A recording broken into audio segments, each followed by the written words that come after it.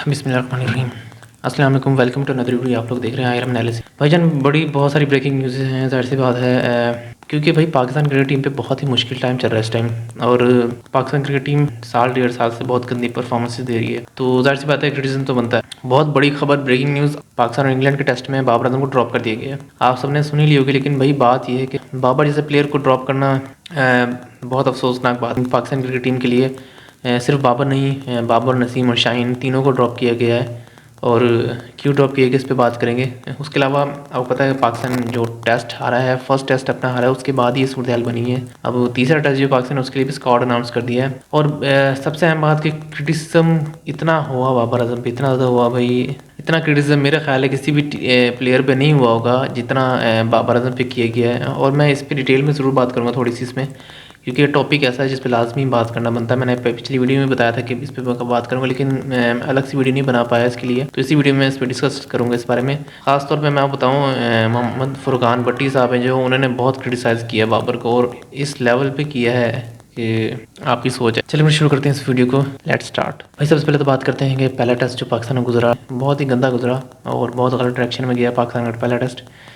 जिस तरह से पाकिस्तान की प्लानिंग थी उस हिसाब से पाकिस्तान एग्जीक्यूट नहीं कर पाया, और पाकिस्तान बड़े ही बुरे तरीके से टेस्ट हार गया। एक इनिंग और कुछ रन से पाकिस्तान ये टेस्ट हार गया। अब पता नहीं ऐसा कब तक चलेगा कि अगली टीम जो आती है पाकिस्तान खेलने के लिए, वो अपने अपने होम ग्राउंड का एडवांटेज लेने के बजाय अपोजिशन को एडवांटेज देता है, और वो एडवांटेज लेके पाकिस्तान को क्लीन स्वीप करके चले जाते हैं। तो भाई मुझे समझ नहीं आ रही पाकिस्तान क्यों इस तरह से पाकिस्तान की परफॉर्मेंस है। बेशक बहुत सी इसमें गलतियाँ हैं, बहुत से इसमें फॉल्स हैं, बहुत से इसमें ऐसे फैसले हैं जो पाकिस्तान गलत कर रहा है अपने।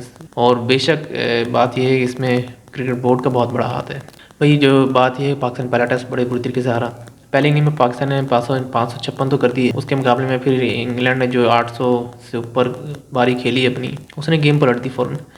अब उम्मीद ये की जाती है कि शायद पाकिस्तान इंटेंट दिखा के अच्छी क्रिकेट खेले सेकंड इनिंग में, लेकिन भाई हमेशा की तरह पाकिस्तान, मेरा ख्याल है बहुत ही कम लोगों ने उम्मीद की होगी कि पाकिस्तान अच्छा खेलेगा। ज़्यादातर लोगों ने उम्मीद छोड़ दी थी कि भाई पाकिस्तान सेकंड इनिंग में कुछ परफॉर्मेंस देगा, क्योंकि पाकिस्तान का रिकॉर्ड रहा है कि पाकिस्तान सेकंड इनिंग्स में टेस्ट के अंदर कभी भी अच्छी परफॉर्मेंस नहीं देता।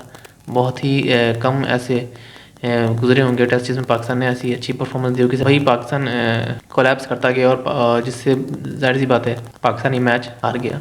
चले हम बात कर लेते हैं बाबर आजम के ड्रॉप के सिनेरियो पे। पहला टेस्ट हारने के बाद ही कुछ ही घंटों बाद कमेटी के अंदर शोर मचना शुरू हो गया था कि बाबर को ड्रॉप किया जाए। सुनने में तो यार था कि सिलेक्टर्स का काफ़ी इख्तलाफ है इसके ऊपर कि बाबर को ड्रॉप करना चाहिए या नहीं करना चाहिए, लेकिन बहरहाल फैसला ये किया गया कि भाई बाबर को ड्रॉप किया जाए। उस प्लेयर को ड्रॉप किया जाए जिसने पाकिस्तान की हिस्ट्री में सबसे ज़्यादा शोहरत पाई है, पाकिस्तानी क्रिकेट की हिस्ट्री में सबसे अच्छा बैटर है। वो बैटर जिसने कंसिस्टेंटली परफॉर्मेंसेस दी हैं अक्रॉस फॉर्मेट्स, तीनों फॉर्मेट के अंदर। और आप रैंकिंग की बात करें तो भाई बाबर आजम ने सारे रिकॉर्ड तोड़े हैं पाकिस्तान की क्रिकेट की हिस्ट्री के अंदर, क्योंकि कोई ऐसा बैटर नहीं नज़र आया था कि जिसने तीनों फॉर्मेट में कंसिस्टेंसी से परफॉर्मेंस दी हो और तीनों फॉर्मेट में टॉप 5 की रैंकिंग में काफ़ी अर्सा रहा हो। तो भाई इसका क्रेडिट एक ही बंदे को जाता है, वो बाबर आजम है। उसी बंदे का आप डाउनफॉल देख रहे हैं, तो कैसा फील हो रहा होगा एज अ फ़ैन, ये एक फ़ैन ही बता सकता है।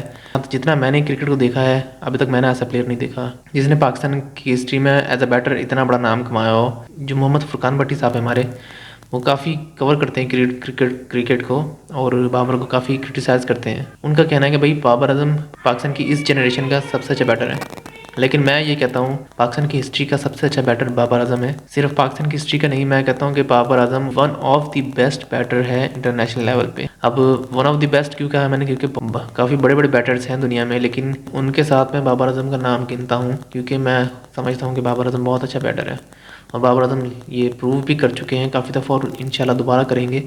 अभी उन पर ज़रा मुश्किल टाइम है, लेकिन इंशाल्लाह वो जल्दी इस चीज़ से निकलेंगे। तो भाई बाबर आजम को ड्रॉप जो किया गया है, सिर्फ बाबर को नहीं, शाहीन और नसीम को भी ड्रॉप किया गया, और ये सेकंड और थर्ड टेस्ट दोनों के लिए उन्होंने ड्रॉप किया है। सुनने में तो आ रहा है कि भाई ये ड्रॉप जो किया गया है, पीसीबी ने खुद कहा है कि इनको तीनों को मेंटली फिजिकली दोनों तरीके से इनको रेस्ट दिया जाए। और सुनने में भाई ये भी आया कि इनको रेस्ट इसलिए दिया जा रहा है कि भाई आगे जाहिर सी बात है एक ऐसा टूर आ रहा है जो कि हिस्टोरिक टूर होता है हर किसी भी टीम के लिए, क्योंकि ऑस्ट्रेलिया का ऐसा टूर है कि हर कोई ख्वाब देखता है ऑस्ट्रेलिया जैसी टीम के होम ग्राउंड में खेलने के।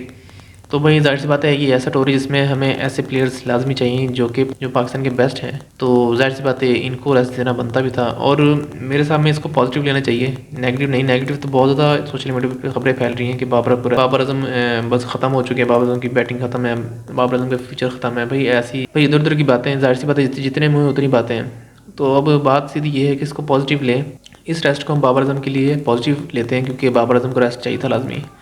और अच्छा तो ये होता बाबर आजम खुद रेस्ट मांग लेते, लेकिन पता नहीं वो क्या सोच के बैटिंग करे ही जा रहे थे। हम यहाँ सोच सोच के परेशान हुए पड़े थे कि यार बाबर आजम का क्या होगा, बाबर आजम किस तरह अपने आप को फॉर्म में वापस लाएगा, रेस्ट कब लेगा। तो वही आखिरकार पीसीबी ने फैसला कर ही लिया कि बाबर को रेस्ट दिया जाए, और मेरे हिसाब में ये अच्छा फैसला है, क्योंकि मैं चाहता हूँ कि बाबर आजम रेस्ट करे और अपनी फिटनेस पे लाजमी काम करे, क्योंकि मुझे भी लगता है कि बाबर आजम को फिटनेस पे लाजमी काम करना चाहिए। और मैं चाहता हूँ बाबर आजम ऑस्ट्रेलिया के टूर में अच्छा कम बैक करें, और इंशाल्लाह मेरी दुआएं बाबर आजम के साथ हैं, और पाकिस्तान की सबकी दुआएं बाबर आजम के साथ हैं कि बाबर आजम एक अच्छा कम बैक करके वापस आएंगे और ऑस्ट्रेलिया के टूर में पाकिस्तान का नाम रोशन करेंगे।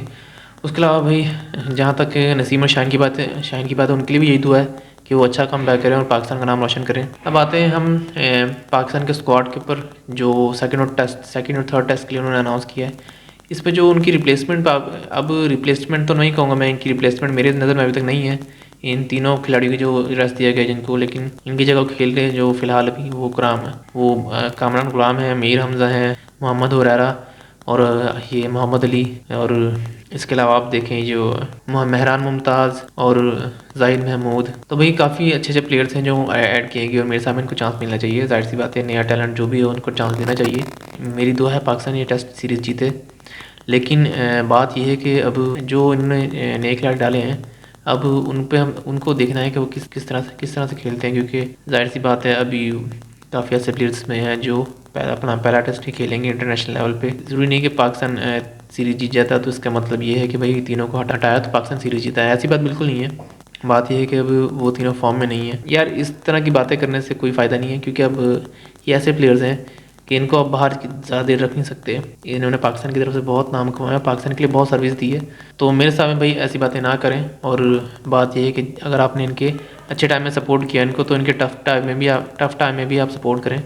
अब जहाँ तक स्क्वाड की बात है, ये स्क्वाड जो है मेरे हिसाब में अच्छा है, और पाकिस्तान इंशाल्लाह अच्छी परफॉर्मेंस देगा इंग्लैंड के खिलाफ इस सीरीज़ में।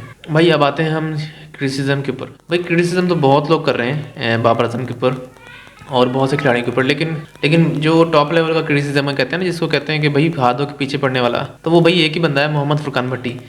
यार मसला पता क्या है, मसला ये उनकी बातें आप सुने, आपको गुस्सा ना आए तो बताना।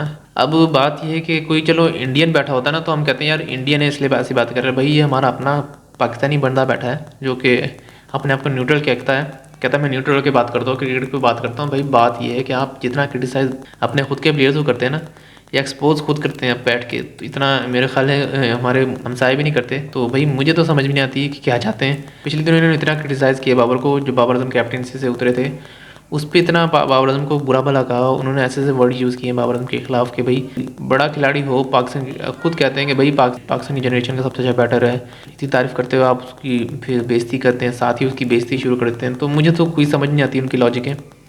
और आप देखिए उनकी बातें आप सुनेंगे ना तो आप हैरान हो जाएंगे। आप ज़रा सुने एक दफ़ा। वही कहते हैं ये कि बाबर आजम जो है वो डिफेंसिव का टीका लगा गए हैं क्रिकेट टीम के अंदर। तो मुझे सबसे पहले सवाल ये पूछना है उनसे, अगर बाबर आजम ही डिफेंसिव का टीका लगा के गए हैं, तो बाबर आजम की कैप्टनसी से पहले पाकिस्तान कितना इंटेंट दिखाता था जीतने के लिए, या कितना अच्छा स्ट्राइक रेट प्लेयर्स का होता था। मेरी नज़र में बाबर आजम की कैप्टनसी से पहले कोई भी कैप्टन ऐसा था ही नहीं मेरी नज़र में जो डिफेंसिव ना होता, सिवाय इमरान खान की, क्योंकि इमरान खान डिफेंसिव कैप्टन नहीं थे, वो अलग लेवल कैप्टन थे। उनकी कैप्टनसी के लेवल मैच तो नहीं कर सकते, लेकिन पाकिस्तान की हिस्ट्री में कोई भी ऐसा कैप्टन नहीं गुजरा। तो फिर अब किस बेस पे कहते हैं कि भाई बाबर आजम ने टीका लगाया डिफेंसिव का। बहुत से ऐसा नहीं है कि पाकिस्तान बाबर आजम की कैप्टनसी से पहले वनडे के अंदर 300 करता रह गया हो, कोई एक आधा कर दिया तो वो अलग बात है, लेकिन पाकिस्तान 300 कितने चेज किए होंगे पाकिस्तान ने। और अगर T20 की बात करें तो T20 में कितने 200 पाकिस्तान ने चेज कर लिए होंगे बाबर आजम की कप्तानी से पहले। 200 प्लस कितने पाकिस्तान ने स्कोर कर लिए होंगे, कितने ओडीआई में 300 प्लस स्कोर कर लिए होंगे पाकिस्तान ने। सिर्फ एक है फॉर्मेट टेस्ट जिसकी आप बात कर सकते हैं कि उस टेस्ट जो है उसमें पाकिस्तान ने काफ़ी अच्छी परफॉर्मेंस दी है बाबर आजम की कैप्टनसी से पहले। लेकिन अगर हम बाबर आजम की कैप्टनसी की बात करें टेस्ट में, तो पाकिस्तान ने उसमें भी इतनी गंदी परफॉर्मेंसेस नहीं दी जो हम बात करें। भाई मुझे समझ में नहीं आता कि मोहम्मद फुरकान भट्टी साहब किस बेस पे बाबर आजम को ब्लेम करते रह गए। हाँ, कुछ चीज़ें हैं जो बाबर आजम ने खुद ऐसे फैसले किए होंगे जो कि गलत साबित हुए होंगे, लेकिन अब भाई इस तरह के बहुत से फैसले हैं जो बहुत से कैप्टन ने किए हैं और वो गलत साबित हुए हैं। लेकिन अब भाई बात हुई कि एक ही बंदे को पकड़ के बैठ जाएं तो फिर लगे ही रहेंगे, जाहिर सी बात है। अब मोहम्मद फुरकान भट्टी साहब बहुत खुश हैं, आप उनकी वीडियोस देखें। अब उनकी लास्ट वीडियो जो आई है उसमें उन्होंने सुकून का सांस भरा है कि भाई इन तीनों को टीम से निकाला तो भाई उनको सुकून आया है। पता नहीं भाई मोहम्मद फुरकान भट्टी साहब क्या सोच के बैठते हैं, क्या सोच के बोलते हैं, हमें तो समझ नहीं आता। वो कहते हैं कि भाई वो जो बात करते हैं बिल्कुल सही है, बाकी दुनिया जाए भाड़ में, बाकी जो मर्जी कहता रहे वो सही है और कोई सही नहीं है। बहरहाल हमारी तो दुआ है दिल से कि भाई बाबर आजम जल्द से जल्द कमबैक अच्छा करे, जो उनको क्रिटिसाइज़ करते हैं उन सबके मुंह बंद कराए। चलिए फिर मिलते हैं नेक्स्ट वीडियो में। वीडियो को लाइक करें, सब्सक्राइब करें, शेयर करें, कमेंट्स में मुझे लाजमी बताएं कि आपको क्या लगता है कि इन तीनों प्लेयर्स को ड्रॉप करके पाकिस्तान की टीम पर क्या असर पड़ेगा और पाकिस्तान क्या ये दूसरा और तीसरा टेस्ट मैच जीत पाएगा।